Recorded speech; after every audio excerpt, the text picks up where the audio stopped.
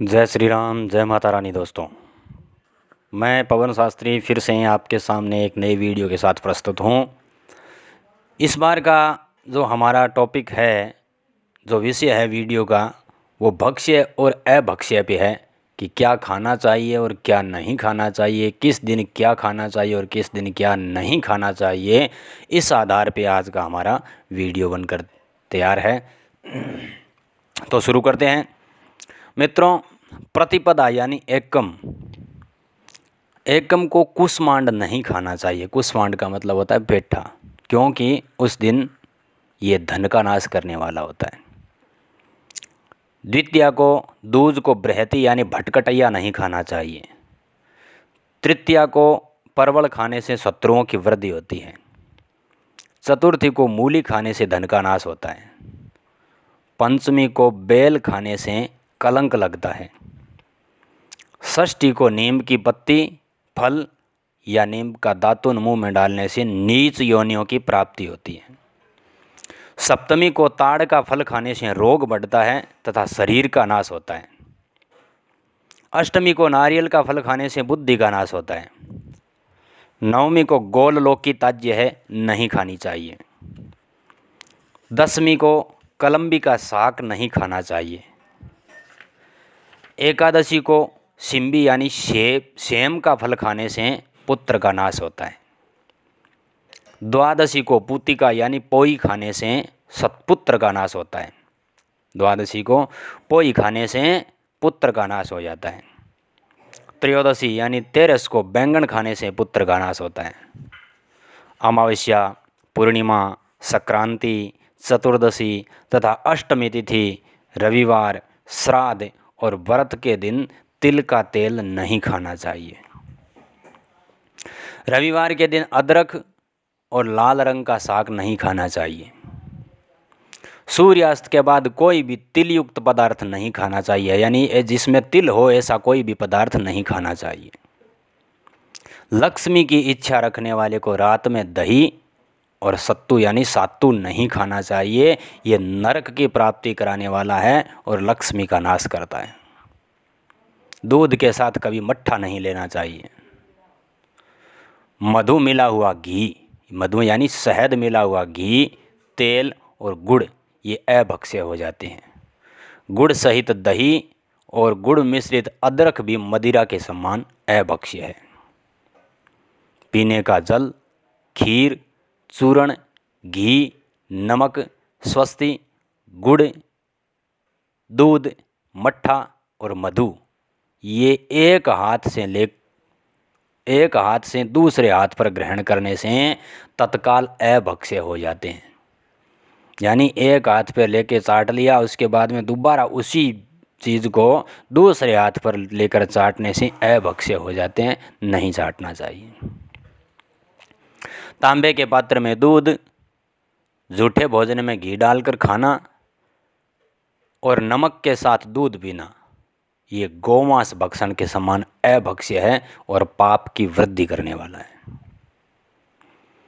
ग्रहण करते समय लोहे के बर्तन में रखा हुआ जल, उसमें रखा हुआ गाय का दूध, दही, घी, पकाया हुआ अन्न, भुना हुआ पदार्थ, मधु, गुड़, नारियल का जल, फल, मूल आदि सभी पदार्थ है वो अभक्ष्य हो जाते हैं। अतः खान पान में लोहे के पात्र काम में नहीं लेना चाहिए। जिस धातु में मोर्चा लगता है वही लोहा कहलाता है। हाथ में दिया हुआ नमक, तेल और व्यंजन यानी खीर आदि रसीले पदार्थ और लोहे के पात्र में दिया हुआ तथा बाएं हाथ से दिया हुआ अन्न भी अभक्ष्य हो जाता है। लोहे के पात्र में पकाया हुआ अन्न यानी चावल भी अभक्ष्य होता है, परंतु तांबे के पात्र में घी और लोहे के पात्र में तेल ये कभी दूषित नहीं होता।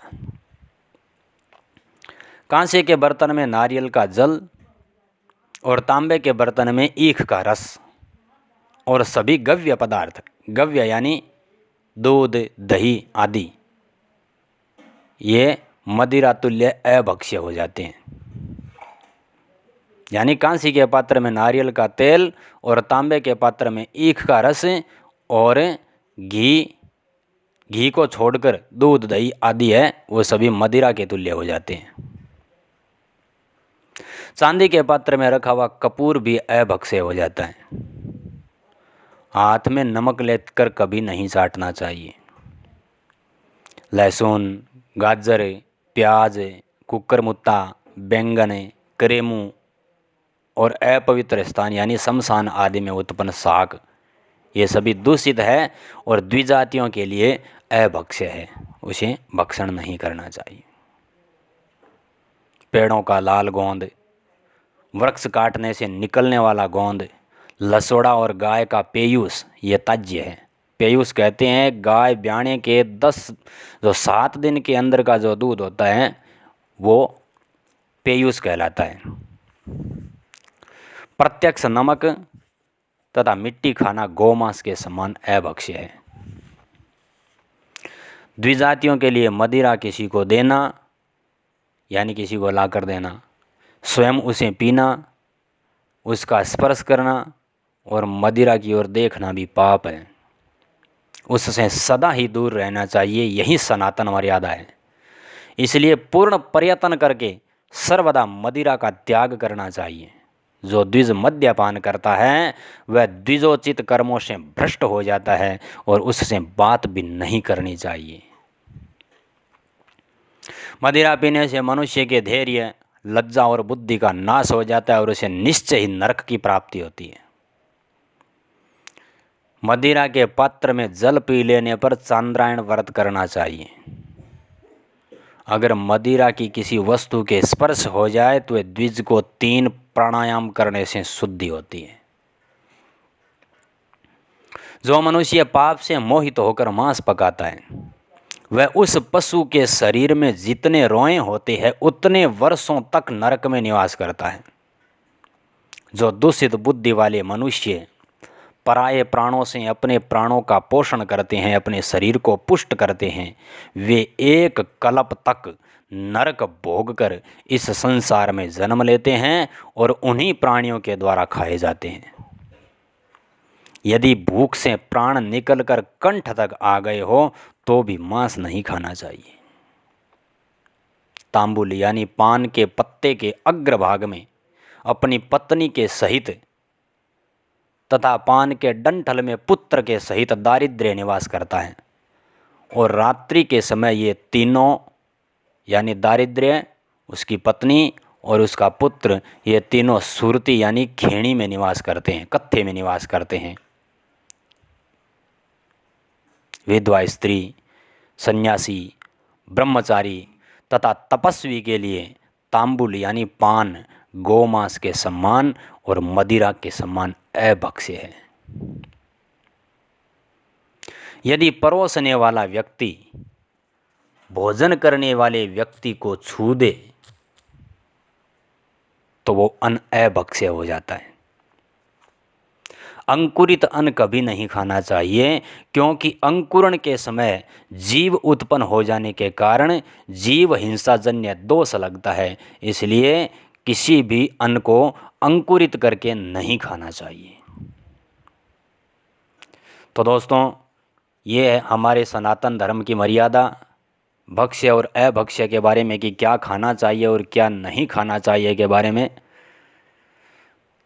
दोस्तों, जिस किसी ने भी मित्र ने हमारे YouTube चैनल को सब्सक्राइब नहीं किया है तो कृपया हमारे चैनल को सब्सक्राइब करें, लाइक करें, कमेंट करें और अपने दोस्तों को ज़्यादा से ज़्यादा शेयर करें और बेल आइकन को ज़रूर दबाएं ताकि हमारा आने वाला वीडियो सबसे पहले आपको मिले और आपको कुछ सीखने का मौका मिले। जय श्री राम, जय माता रानी।